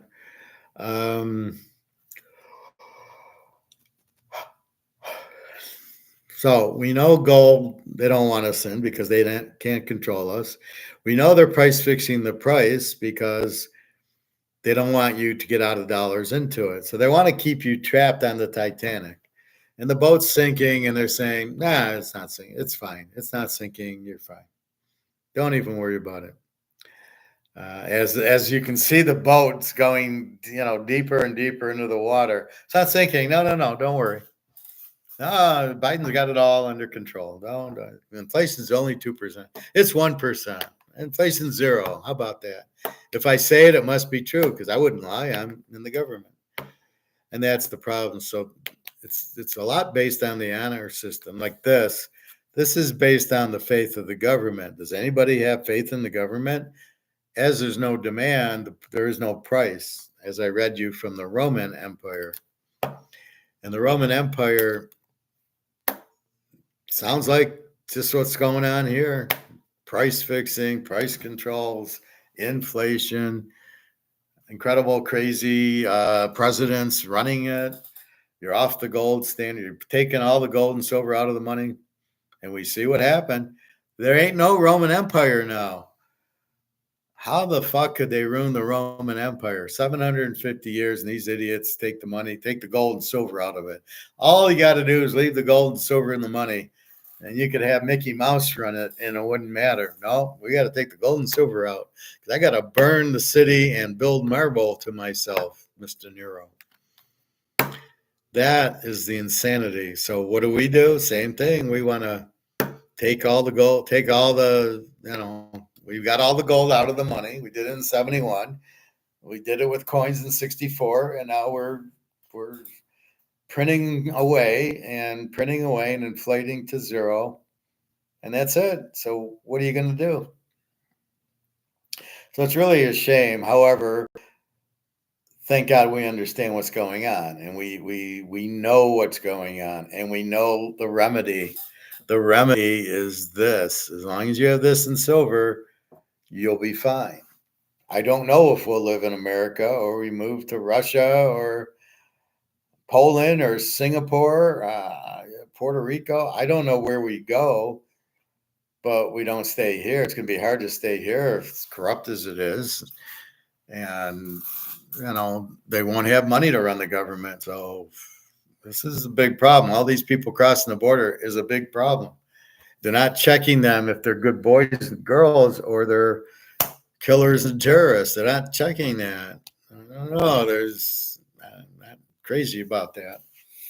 So you got to be very careful now. There's criminals in every country, but somewhat where the police are on your side and try to protect you.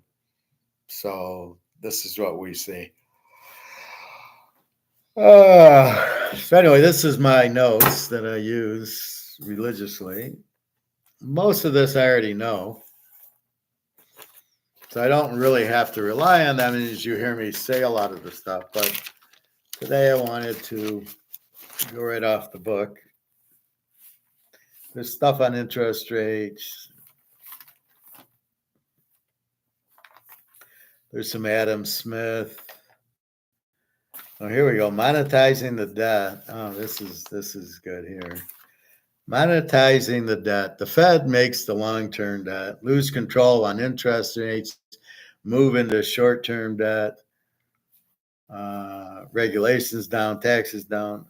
I'll have to get into that tomorrow when I'm not as tired. So there's a lot here.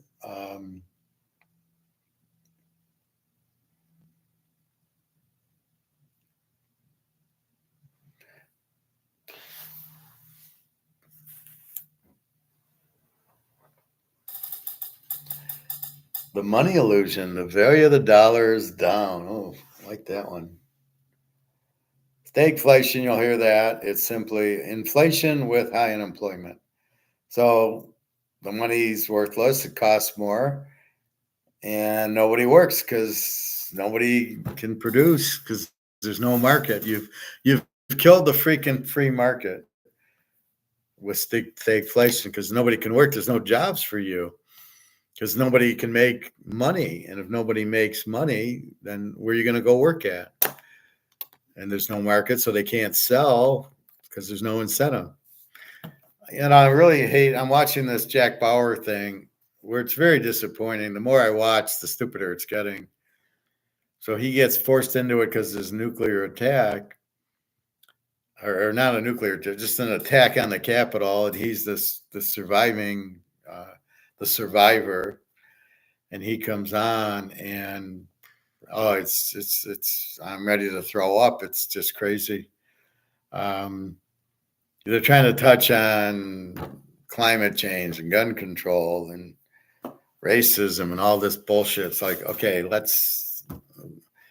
why aren't you killing people, Jack? And he's the president. Chloe's not there. Like I said, Audrey's not there. Nobody's there. It's just stupid.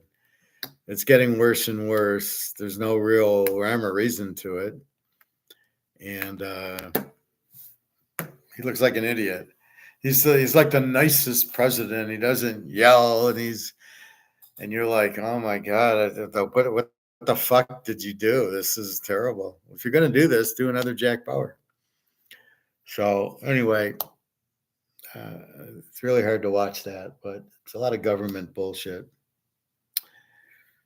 So anyway, we understand the game. If you give somebody the monopoly of printing money, guess what? You're going to keep printing. I need $1 million, I'll print it. I'll need 2 million, I'll print it. And before you know it, you've printed, and the value of the money you're printing is going down worse and worse because you've printed too much, you've killed the value. And that's where we're at.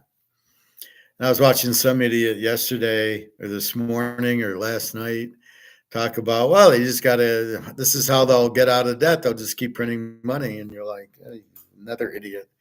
No, the value of the money, idiot, is not worth anything as you keep printing it. So $1 million is worth 500,000. It's not worth $1 million if you print another million. And these Keynesians just don't get it. It's very disappointing how stupid these people can be, or that they're trying to prove. I like how they're all trying to prove capitalism doesn't work and socialism's good. And then I think I showed you that guy in East Germany saying to the people in Africa how bad socialism was. I lived through it in East Germany. It sucked until we got to West Germany. And the guy saying, yeah, but in Africa, it'll be different. Our socialism will be different. The problem with socialism is you need the pie to take it, meaning you need capitalism to build the economy, to build the wealth. Then the socialists come and take the wealth that the capitalists built. But if you don't let the capitalism run, you don't have the pie to pull the Social Security, the healthcare, the Medicare, and all that bullshit that you want for free. You can't get without the capitalism who builds it in the first place. So as I said, the capitalism bakes the pie, and then the socialist takes his piece of the pie. But it's without the capitalism, you can't bake the pie. So all these kids who want socialism don't understand there is no pie in socialism. If you just had socialism, you get Venezuela, you get East Germany, you get Cuba, you get Zimbabwe, you get Argentina, Venezuela, all that, Greece, all these countries who went socialism. Sweden for a while went socialism, means nobody was building the wealth. Everybody wanted to take the pie, but nobody wanted to make the pie. And that's about as simple as I can make it. That's the problem.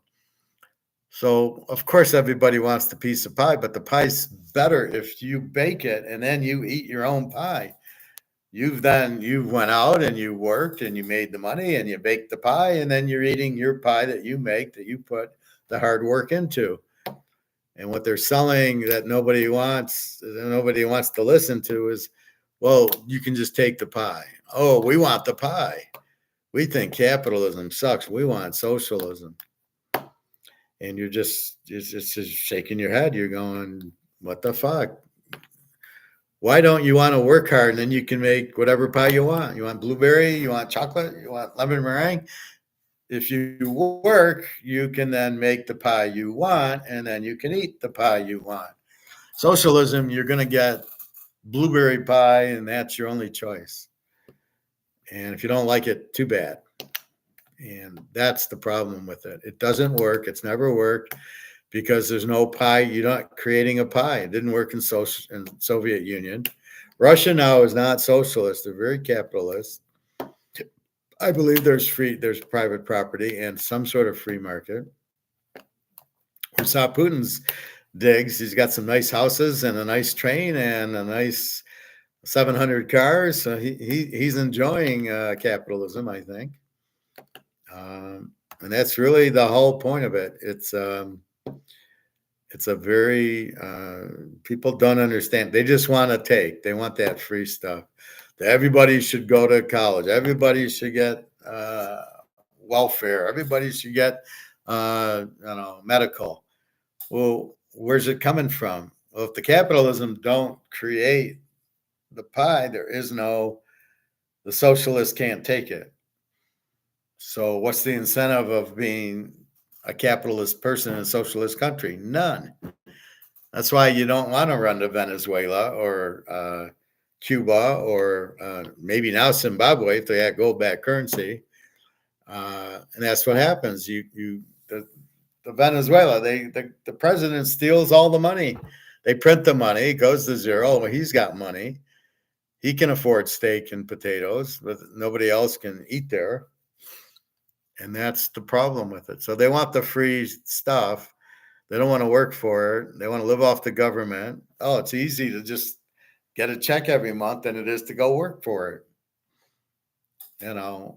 Look how easy that is. Oh, good. I'm getting all this money for doing nothing. And now what do I do? And that's the problem. There's no logic to it. It doesn't make sense. It never works. It can't work. It's impossible for it to work unless you've got to have the capitalistic people build the pie. If you don't have that, it doesn't work. It can't work. It never has worked. Just like money. Every time you've gone off the gold standard and just printed the dollars because the government has a monopoly on printing, it always goes to zero.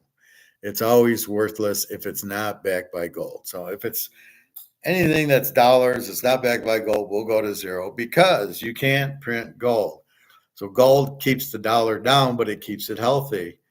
So maybe you can only print, $1 billion because you have $1 billion in gold, but that's okay. The prices won't go through the moon. It would still cost you 10 cents for a Pepsi, not $2.50. And you'd be much better. You'd be much better off with the gold standard, as I pointed out, than you will with dollars that are worthless.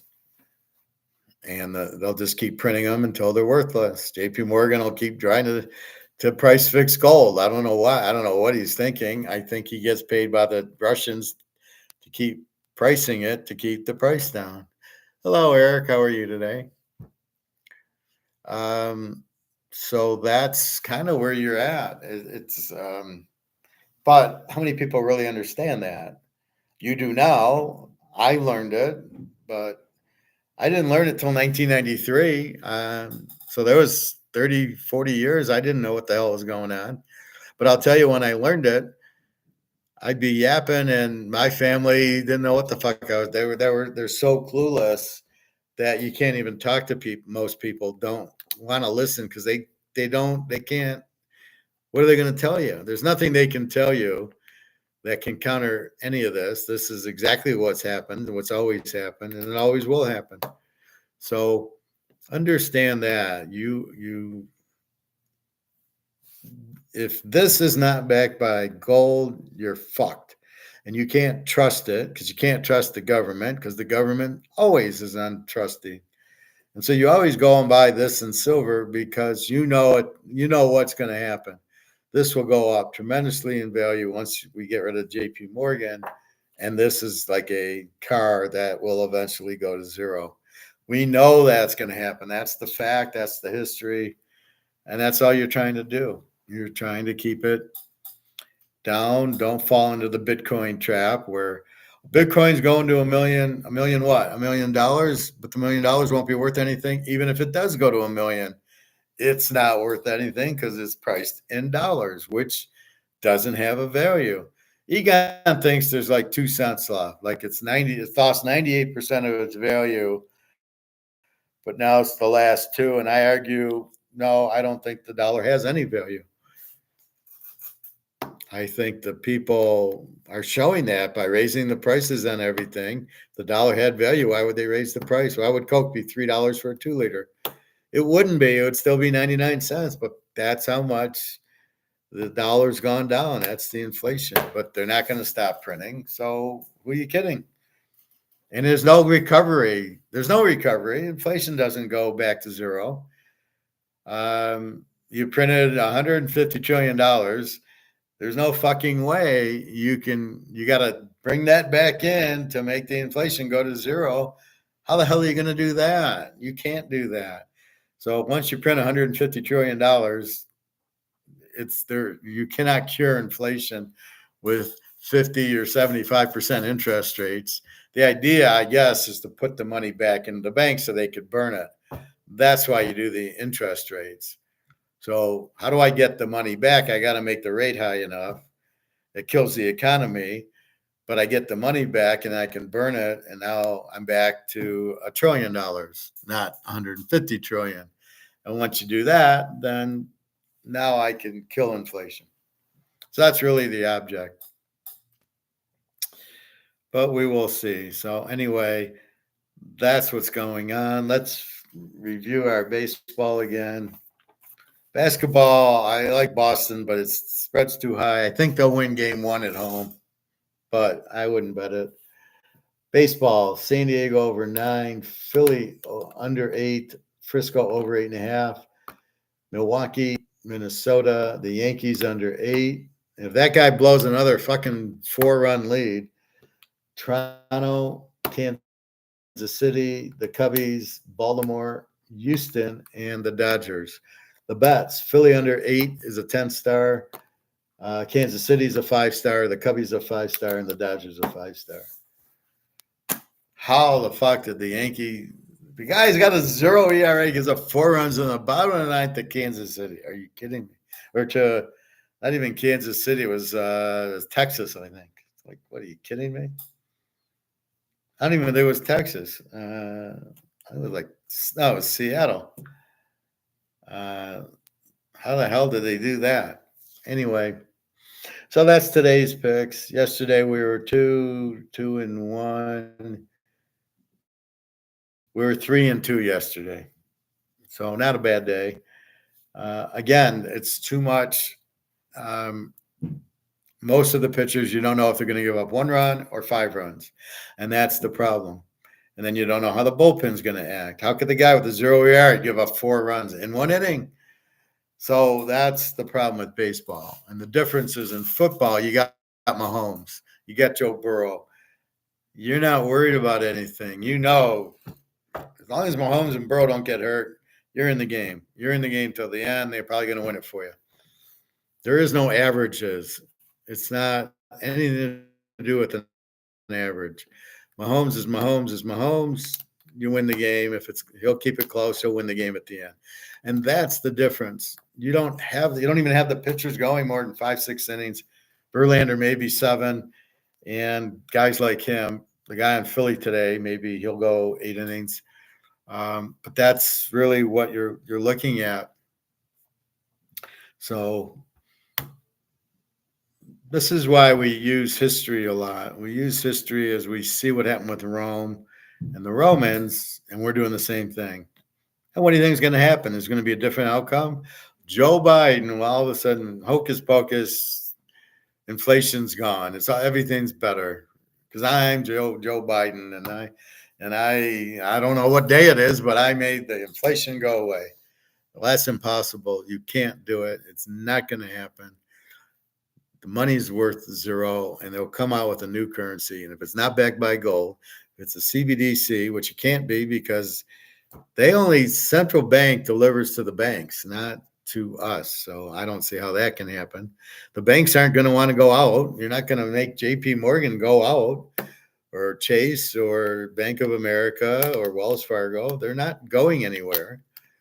They run the country. So don't tell me the central bank's going to do it and they're not. No fucking way.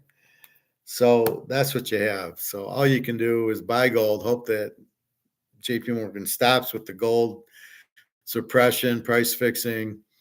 We can let gold run with the BRICS countries.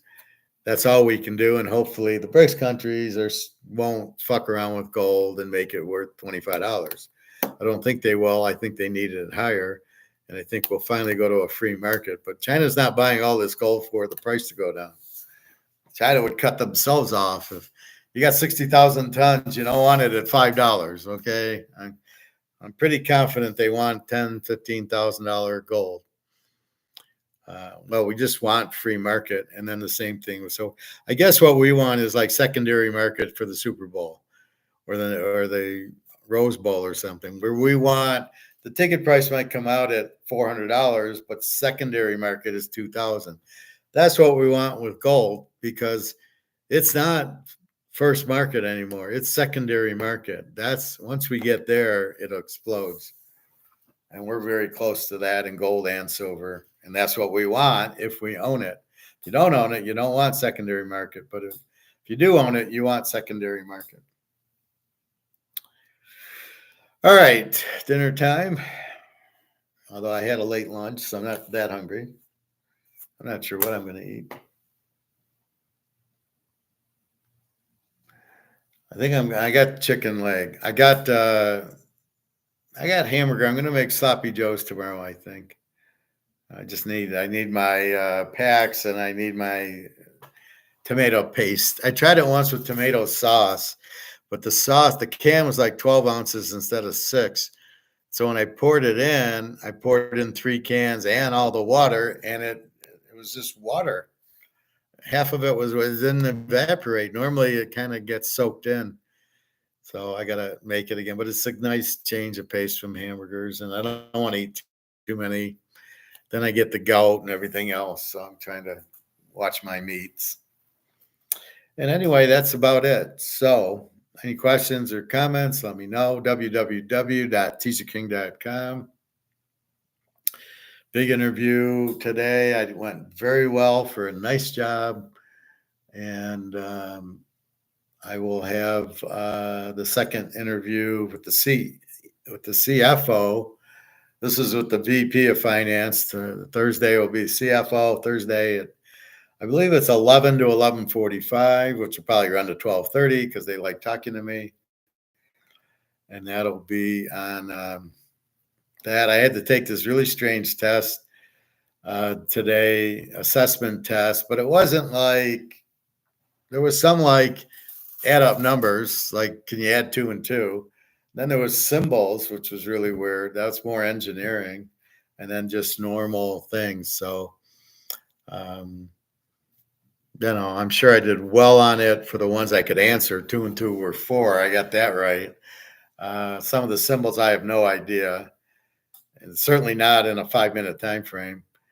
And then just some other basic, are you a nice person, or do you hate people, or stuff like that, which again, do I put agree or strongly agree, or I disagree or strongly disagree? Who the fuck knows? But I think the key is just doing the exam. I think I got a master's in finance and economics. I don't think they're too worried about can I do the job. It's what's my management style?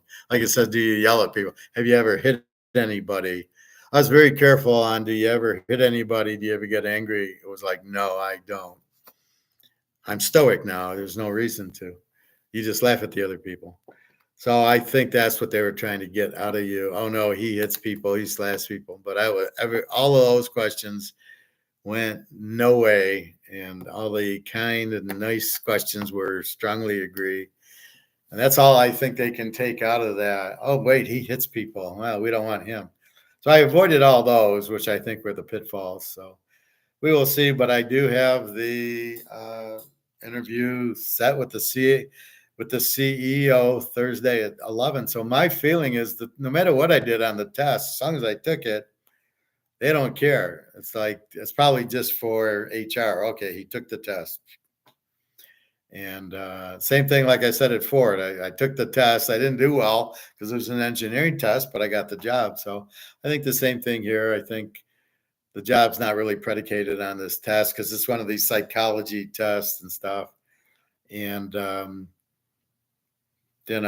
think I handled it well, and the interview went great with the VP. So now it's up to the CFO. And what I like is it's a $3 billion company. It's not like the Tool House where it's it's a 50-cent company run by Bernie Madoff, and having all these the high school bookkeeper and the sales agent purchasing rack. So I'm glad I'm away from that place. That was a waste of time.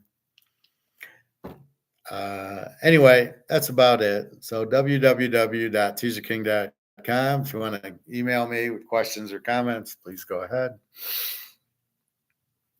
And that's about it. So have a good night. Tomorrow's Wednesday, so I'll probably go swim in the morning and do like 1:30, 2:00 class like this one. Thursday, I got the interview at 11, so I might do the class and then go swimming. Probably makes more sense because I'll be, I don't know, I'll be exhausted anyway. I'm exhausted now. So anyway, have a good night. Understand your variables, understand why you do things, be stoic. If you want to ask girls out or have more than one girlfriend, perfectly fine. Until you're serious with one, then you choose one, but it helps you choose. So let's say you're dating 4 girls and you really like one of them, the other 3 you don't really like. Well, then you can just, now if there's 2 that you like, then you're really in good shape. You can see which, you can push the limit with one of them to see, and you don't care. Well, if she doesn't do it, I got the other one. And then if she does it, then okay, now, so you can keep going with it till you get to what you do. But you want competition and everything, free market, free trade, all that way. All right, everybody. Have a good night. See you tomorrow.